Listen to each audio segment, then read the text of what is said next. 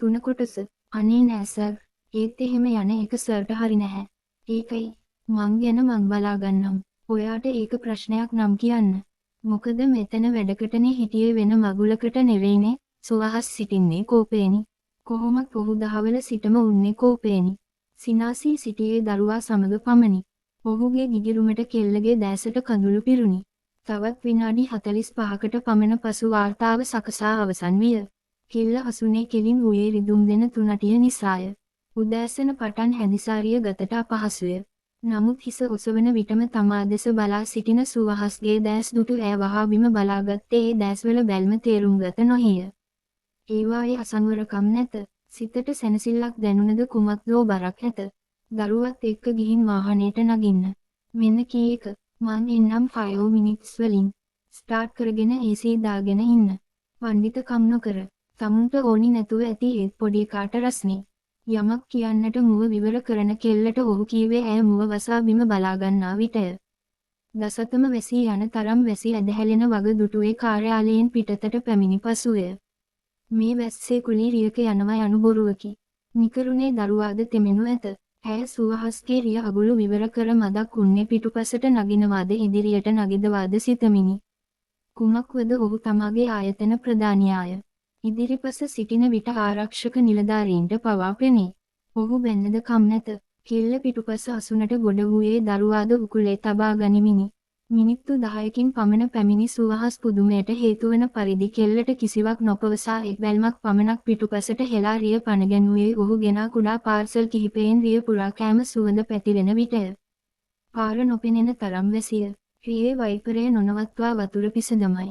කොහෙද ගෙවල් තියෙන්නේ? ඉස්සරහ කලර් ලයිට් වලින් දකුණට හැරිලා තිය පාරේ ටිකක් යන්න ඕනි සර්. කිලෝමීටර් 3ක් විතර. බඩගිනිද? ඒ තරම් මෘදු හඬින් ඔහුට කතා කළ හැකිද? ඒ මීට වසර කිහිපයකට පෙර රෝහලේ සිටි සැහැල්ලු තරුණයාගේ හඬය. නෑ සර්. පේනවා ඇගේ හැටි දැක්කම බඩගිනි එන්නේ නෑ කියලා. සුවහස් කීවේ ඇයි කියූ පාරට වාහනය හරවමිනි. කවුද තව ගෙදර ඉන්නේ? මමයි පුතයි මේ. තව බෝඩින් වෙලා අක්කලා දෙන්නෙක් ඉන්නවා. හස්බන්ඩ්කෝ. ඔහු අසද්දි කෙල්ල තිගස්සුනාය. ඔහු අසන්නේ ඇත්තටම තමා ගැන නොදැනද? එසේ නැතිනම් ඔහු තමාව හඳුනාගෙන නැතිද? කුමක්වද ඒ පැනේ වරදක් නැත. එයා මේ අපි එක්ක නෑ. ඩිවෝස් නෑ. එයා රට ගියා. ඔතන ඉස්සරහා ඉස්කෝලේ පහු වුණාම වමට තියෙන පාරෙන් හරවන්න ඕනි සර්. පස්වෙනි ගෙදර කොළපාට තාපයක් තියෙනවා. ඔහුට තමාව මතකයේ නැති බව දැන් විශ්වාසය. නැතිනම් ඔහුගේ මිතුරා ගැන නොදැන සිටිය නොහැක. මෙතනද?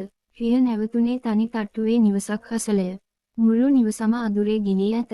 වැස්සේ අඩුවක් නැත. කෙල්ල සැරසුනේ බෑගයෙන් කුඩය ගන්නටය.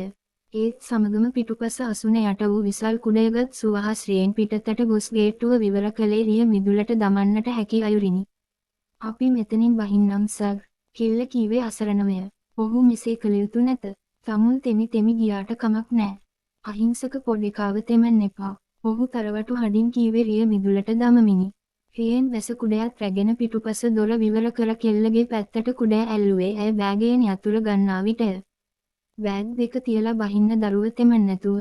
ඔහු කීවේ දරුවගේ පෙරපාසල් බෑගය සහ දිවාසු රකුම් මධ්‍යස්ථානයේ අඩුම කුඩුම රැගත් බෑගයත් කෙල්ලගේ අත් බෑගයත් දැකය. රියෙන් වැසි ඇය කුඩේ යටට වූයේ සුවහස්ගේ උණුසුම දැනෙන විසල් බාහුවේ ගෑවෙන විටය. රියේ දොරවසා දැමූ ඔහු කෙල්ලගේ කරවටා වමත යවා ඇව ලං කරගත්තේ කුඩය ඔවුන් දෙදෙනාට අල්ලමිනි. දොර අසලට යන විට ඔහුගේ පැත්තක් තෙත බරිත වී තිබුණේ අම්මාත් පුතාත් වැස්සෙන් බේරන්නට ගොසිනි. දොර විවර කර විදුලි පහන් දැල්වූ නිවස නිස්කලංකය. දරුවව තියලා එන්න මං බෑග් ටික ගේන්නම්. ඔහු කීවේ කුඩය ගෙන මිදුලට යමිනි. හාස යහනේ තබා කොට වට කර එන විට සුවහස් නැවත පැමිණ තිබුණි. සර් තේ ටිකක් බීලා යමු. එපා. මං යනවා දොරවල් වහගන්න. ඔහු පවසද්දි කෙල්ලට දැනුනේ දුකකි. තමාවන් අයෙකුගේ නිවසකින් තේ බොන්නට ඔහුට නොතරම්ද. මනස්ගත නොහිතා චේන්ජ් කරගෙන කාලා නිදාගන්න. මං තේ බිබී ඉන්න එක හොඳ නැත්තේ තමුන්ට. ඒක ප්‍රශ්නයක් නැත්තම් මා කැමති මේ වෙලාවේ උණු තේ එකක් බොන්න. සුවහස් කීවේ කෙල්ලගේ මැලුණු මුහුණ දැකය. මේ වැස්සේ කවුරුත් නෑ සර්. මං විනාඩියට හදාගෙන එන්නම්. සර් මෙතනින් ඉඳගන්න. කෙල්ල මුළු තැන්ගෙට දිව යන්නට ගියේ කුමක්දෝ? සතුටකිනි. හෝ අර බෑග්ස් වල දින ඇති. පුතාව හැරවලා කවන්න. දැන් ඔය තෙත ඇඳුම ගලවලා වෙන එකක් දාගෙන තේ හදන්න. වතුර පෙර දුවලා ලිස්සලා අඬක් කඩාගන්නේ නැතුව කොල්ලා කීවේ කෙල්ලගේ තෙත බරියම් වූ සාරිය පෙනවමිනි. කෙල්ලට දැනුනේ ලැජ්ජාවකි. කුඩයට ඔරොත්තු නොදෙන වැස්ස බඳේ පහළ සිට සාරිය ගතට අලවා ඇත. ඇය වහා කාමරයට ගොස් එය ගලවා දමා සැහැල්ලු දිගු කලිසමක් හා ටී-ෂර්ටයක් දමාගත්තේ අල්මාරියෙන් අලුත් තුවායක් ගනිමිනි. දරුවක් තමාත් නොතෙමෙන්නට කුඩය ඇල්ලූ ඔහු තෙමී ඇත. සර් මේකෙන් චුට්ටක් පිහිද ගන්න. තේ හදන්නද කෝපි හදන්නද? කෝපි එකක්. තුවාය ගෙන හිස පිසිමින් ඔහු කීවේ කෙල්ලට තුවාය ගෙන ඒ හිස පිසදමන්නට තෘෂ්ණාවක් එන විටය. තමා සිතන්නේ මේ මොනවාද? කේතලයේ ලිප තැබූ කෙල්ල ඔහු ගෙනා බෑගයක් විවර කර එහි වූ කෙටි කෑම ටික පිරිසිදු පීරිසියකට දැමුවේ කිරි කෝපි එකක්ම සාදන්නට සිතමිනි. වැස්සට ගැලපෙන්නේ කිරි කෝපිය. අනෙක් අතට බිස්කට් හැර නිවසේ දෙන්නට අමතරව කේක් කැබැල්ලක්වත් නැත. එසේ විච්චුලන කෑම රැස් කර තබන්නට තරම් වත්කමක් තමාට නැත. ඇය එන විට ඔහු උන්නේ දුරකථනය ඔබමිනි. උඩු කොමාව, මේවා මට එපා. දරුවට දීලා කන්න. මට තේ එක විතරක් දෙන්න. ඔහු කීවේ කෑම පීරිසිය දැකය. එහි වූ ක්‍රීම් බිස්කට් දෙකක් පමණක් ඔහු ගත්තේ එය අහස්ගේද ප්‍රියතම බිස්කට් වර්ගය බව සිහිපත්ව කෙල්ල සුසුමක් හෙළන විටය. බෝඩ් වෙලා ඉන්නවා කිව්වා අය. එයාලා අද නයිට්. දැන් දරුවත් එක්ක තනියමද? ඔහු අසුවෙක්ෂණිකවය. තමා දරුවත් සමග ජීවිත කාලයටම තනි වී ඇති වග කියන්නට ඇයට සිතුවිය. නමුත් කිසිවක් නොපවසා සිනාසුනේ අසල බිත්තියට වාරු වෙමිනි. තෑන්ක්ස් කොෆි එකට. මං යනවා. හොදට දොර ජනෙල් වහගෙන ඉන්න. ෆෝන් එක කිට්ටුවක තියාගන්න. අකුණු ගහද්දි ලයිට් ගියොත් එහෙම. ගේට්ටුව වහන්න එන්න එපා මං වහගෙන යන්නම්. හරිද? ඔහු අසන්නේ කිරිකෝපි කෝප්පයම වී පසෙක තබා අසුනෙන් නැගිටිමිනි. අපිව එක ආවට සර්ට පින්. නැත්තම් පුතත් එක්ක තෙමෙනවා අනික මේ වැස්සේ ත්‍රීවිල් නැහැ. එසේ නොකීවා නම් තමා කුහකය. ඇත්තෙන්ම ඔහු නැතිනම් තමාට නිවසට එහෙම ගැටලුවකි. පරිස්සමින් ඉන්න. ඕනි වුණොත් කෝල් එකක් දෙන්න. හරිද? නම්බර් එක තියෙනවනේ මගේ. ඔහු අසද්දි කෙල්ල හිස වෙනුවාය. මොහොතක් ඇය දෙස බලාහුන් සුවහස් පිට වූයේ කෙල්ල බලා සිටින විටය. කිසිදා නොදැනුණු පාළුවක් නිවස පුරා විසිරෙද්දි සුසුමක් හෙළෝ අයේෂී තැන අස්කර දමා නාන කාමරයට වැඩි ගත දොවාගත්තේ සැහැල්ලු ගවමකට මාරු වෙමිනි. පැයකට පමණ පසු ඇය දෙතුන් වරක්ම සිතා ඇමතුමක් ගත්තේ සුවහස්ගේ අංකයටය. දෙවරක් නාද දෙන විටම ඇමතුමට සම්බන්ධ විය. හෙලෝ, අයේෂී, ඔහුගේ හඬ කලබලය. සර් පරිස්සමට ගියාද බලන්න ගත්තේ. මං බැලුවා ඒ කියලා. දැන් ඇවිත් විනාඩි 20ක් විතර. දරුවා නැගිටද? ඔව් බඩගින්නේ. මේ රැයේ ඔහුට දරුවාව සිහිපත් වේද?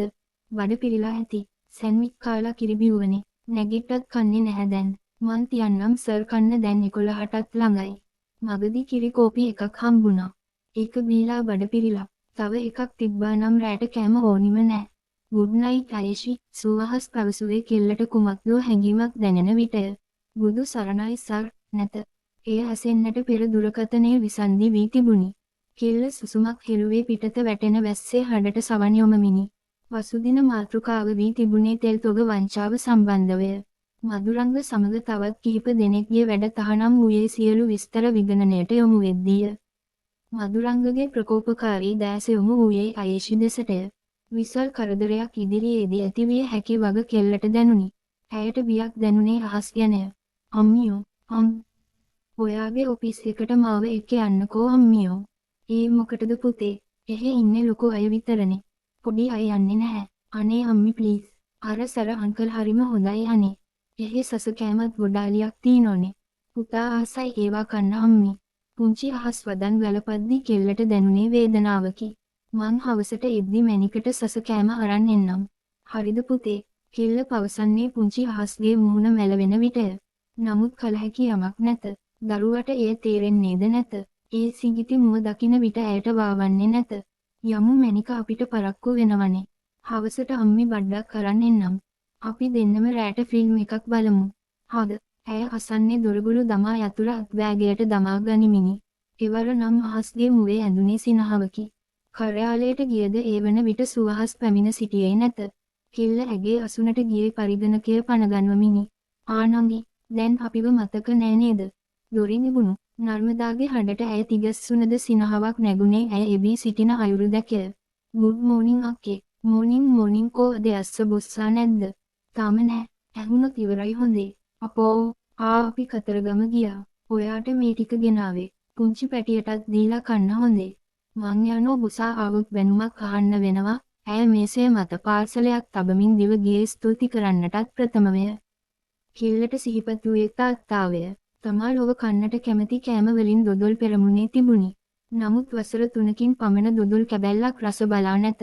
පෙරදී වසරකට දෙතුන් වරක් කතරගම වැඳ පුදා ගත්තද නවීන් හා විවාහ වූ දා පටන් එලෙස ගමන් බිමන් කිසිවක් යන්නට නොහැකි වුණි.